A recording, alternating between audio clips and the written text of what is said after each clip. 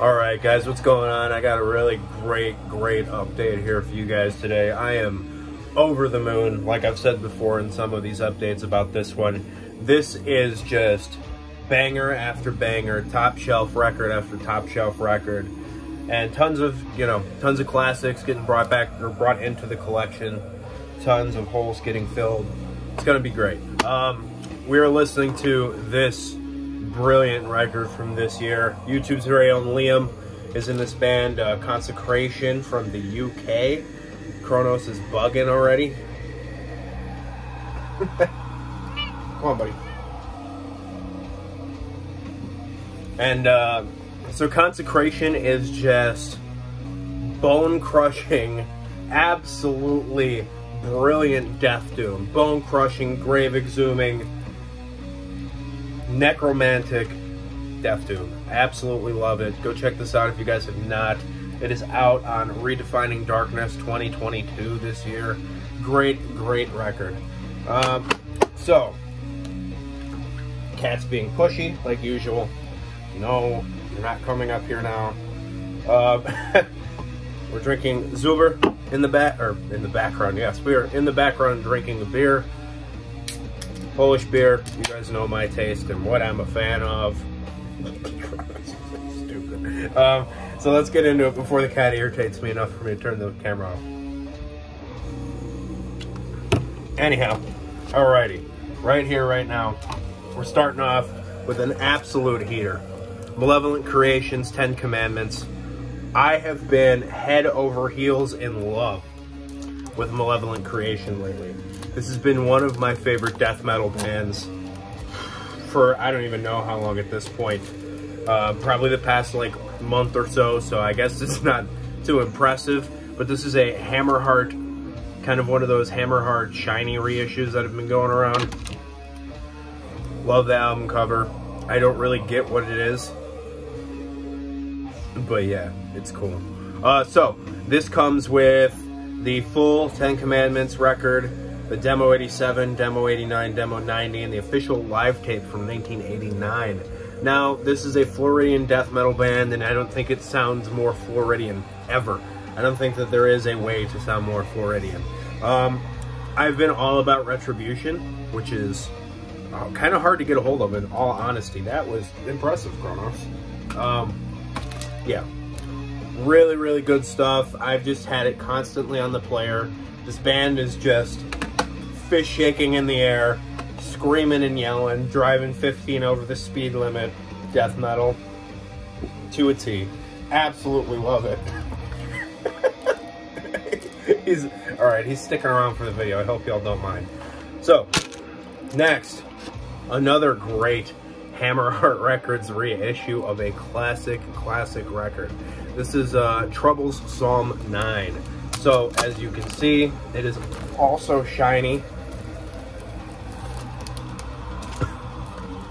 He decided to fall off. Gravity's not on his side this morning, or this afternoon. Great looking thing. I guess this is kind of cool, but in my opinion, absolutely and totally unnecessary. But whatever. So this is a classic traditional metal, really doomy in parts, kind of stonery at sometimes, but I definitely would more consider this a somewhere in between doom and traditional metal, maybe along the same ilk as Pagan Altar, Witchfinder General, things like that. But riff-wise, I think this band might have them beat, and Eric Wagner's vocals are just top-tier stuff. He's got this really cool, like, wail. It's got that, like, AC/DC kind of gruffness to it. Really interesting. And the ending is a Cream cover of Tales of Brave Ulysses. If you guys have not heard this record, I would 100% recommend it. Yeah, Psalm 9. The Lord will be a refuge for the oppressed, a refuge in times of trouble. Very fitting for the band, very fitting for their style. Really awesome band. Love the whole theme, the lyrics, everything about this is top tier stuff, man. Alright, so next, another top shelf death metal album. This is Where No Life Dwells by Unleashed. I am super impressed with this album. I'm going to have a hot take for you here right now. This, first off, check out that sick artwork. That is And the Laughter Has Died. Is that the name of the demo? Or something? I don't know. I'm pretty sure this has a demo on it. But yeah, my hot take. This smokes. Left Hand Path. This smokes. The First Dismember, The First Grave, The First Carnage. It's one of the best death metal albums to come out of Sweden. 150%. I really cannot stress it enough how much I like this album. As usual with the Swedish death metal sound, I tend to really start digging in, you know, full-on canines right into that steak when it gets really doomy. When this gets like slow and really percussive and rhythmic, the heaviness is just amplified beyond anything that I could really hope for. Without, you know, being already super familiar with this. I've listened to this a couple times already, and I'm a huge fan now. I think this is right up there with some of my favorites in the Swedish scene, which tend to be a little bit more of the bands that aren't so buzzsaw guitar sounding. You know, this one, Wombbath, Excruciate, Sorcery, Seance. I guess a little bit more of the American sounding Swedish death metal bands. Really dig this one. Like I said, the doomy elements really make it. And can somebody fill me in on what this album cover is? I never had any clue that this little wizard guy was there up until I picked up the CD. So what is that supposed to be? I don't know, is it some kind of archaic magic I'm not familiar with? It truly is indeed beyond me. Sorry, I'm putting stuff away as I go like usual. I know that's a no-no. Liam, you guys did such a good job with this record. Stellar stuff. This has been my mood lately. That, some brutal death metal, kind of all over. Next, 4 albums from one band. Bursum, whatever you want to call them. I picked up, I think this is the last 4 full lengths from Bursum I needed on CD.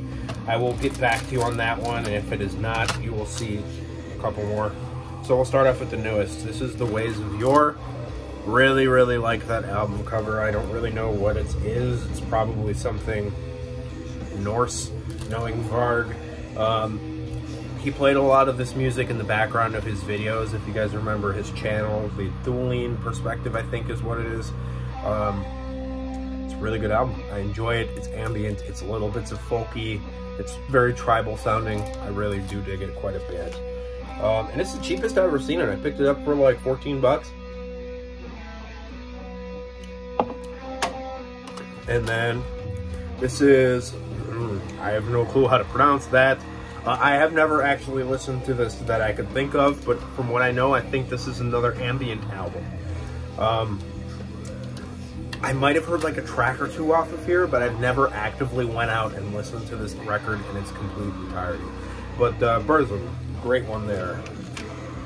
Next is going to be, whoa, Kit Kat. He's very pushy today. He jumped right into my arm. You're gonna hurt yourself, dude. Alright, anyway. Slipcase. This is the first Prison album. I've always really loved this album cover. Again, I don't know what it is. This guy looks like some kind of clergy. And then this looks like a bunch of Vikings. That's the same symbol that's all the way around The Ways of Yore, which kind of looks mildly sketch, if you know what I mean. But obviously that symbol meant a lot more way before a bunch of nut jobs got a hold of it. So yeah, the first Prison album, really like the precursor, one of them, to Dungeon Synth.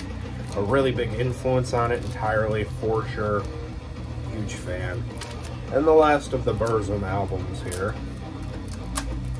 And I am blabbing. Sorry, this might be a little bit longer of a video.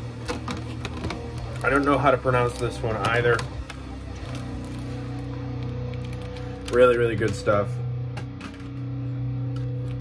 Cat's throwing CDs on the ground.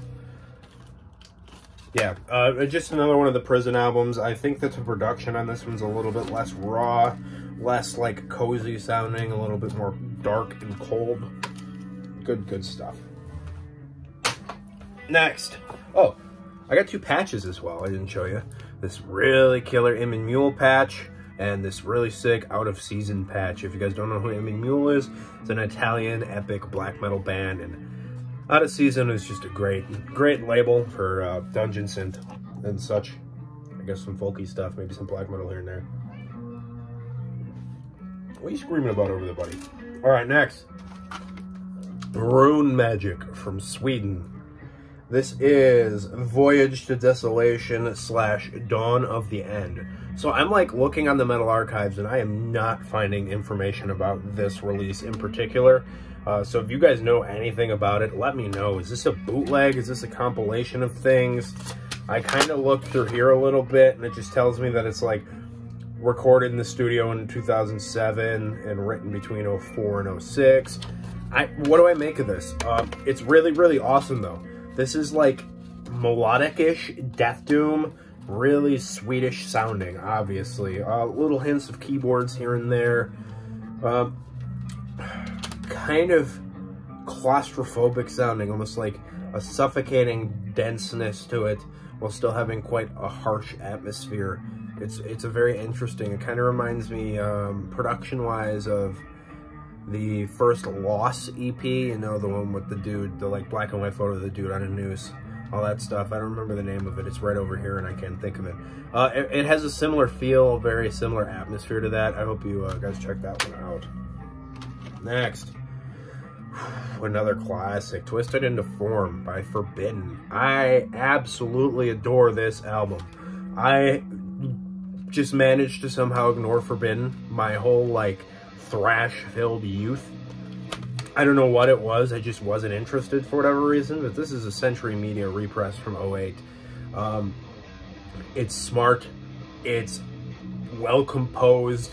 It's musically super interesting. It's dynamic. This is such a good thrash album. This should be mentioned more often, I think, than it is. I mean, this smokes a lot of the stuff that's really popular. I would say this is miles ahead of every Megadeth album. Yeah, for sure. So, like, if you like Testament, maybe a little bit more intelligent, if you like Violence, Toxic, Evil Dead, you've probably already heard this, but definitely check out Forbidden if you don't know. Next, I thought this was a European band, but it's not. Into Darkness by Winter.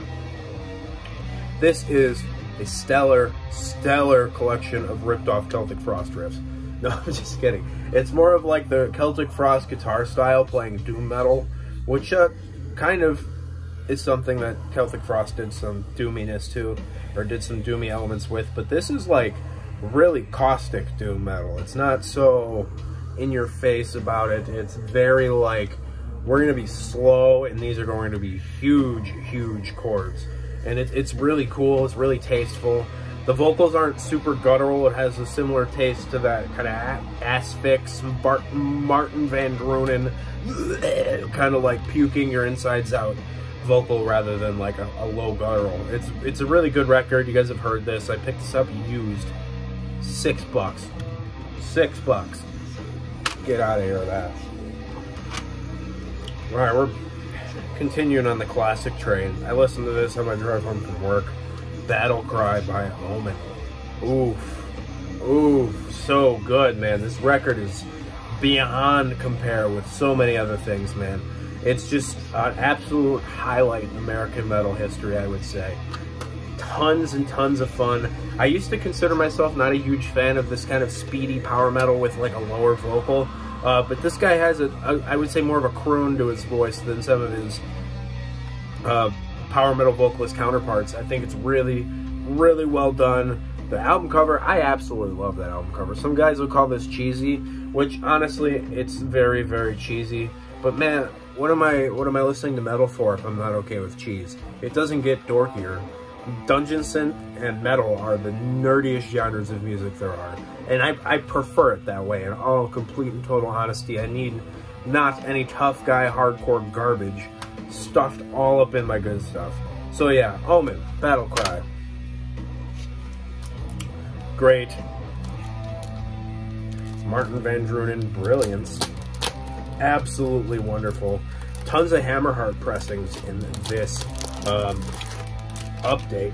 Again, useless slipcase, which actually irritates me because it covers up the track list. I'm in the car. Oh man, this song's great. What's the name of it again? Go picks it up. Testimony of the Ancients, Live Dynamo 92, Live Nighttown 92.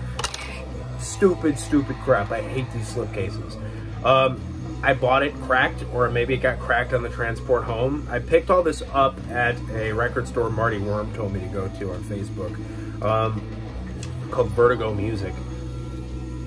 Absolutely stellar.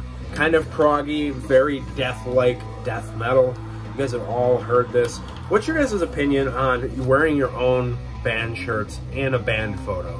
Like, I'm like, whatever, dude, wear your t-shirt. You know, I wear my own band's t-shirts on occasion. But, like, on the photo that's going to go on your album, what do you guys think of that? I'm not a fan of it. I wouldn't do it myself. And I guess I don't like it because I noticed it so much. So I guess that's something. But that takes nothing away from how amazing Pestilence really, really is. Gotta love it. Down to the final four here. We're gonna have to leave it up to the jury here. See who wins the million. Through the Darkest Hour by Solitude Eternus. Absolutely stellar. I wasn't really in the mood for this when I listened to it, but I listened to it and like the Doom riffs kind of put me in this Death Doom mood.